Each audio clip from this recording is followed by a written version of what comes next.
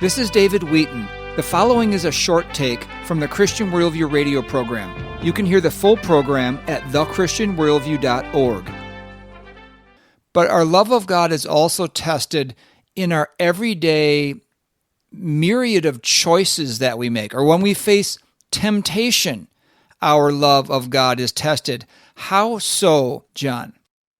It's not very often that mature believers just look at a temptation and just say, I'm going to forget God right now and just dive right into the sin.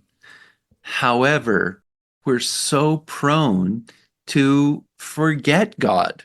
So we may not be active in pushing God off to the side, but because of remaining sin, it's like we get spiritual amnesia.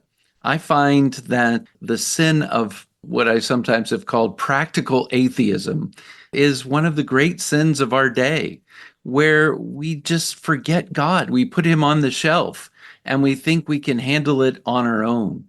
And so absolutely, our love of God is tested and challenged by every sin.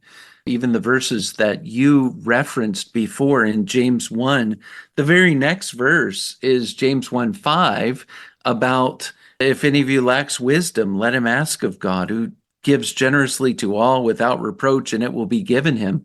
I think that there's a direct connection between this counting our trials as joy and begging God for the wisdom we need to be able to do that.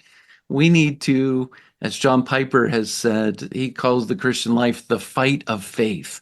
We need to believe what we know is true from the scriptures every day. Wake up with fresh faith in the basic truth that we know about the Bible, because everything around us is fighting against that and eroding it. This has been a short take from the Christian Worldview radio program. To hear the full program and connect with this nonprofit radio ministry, go to thechristianworldview.org. I'm David Wheaton.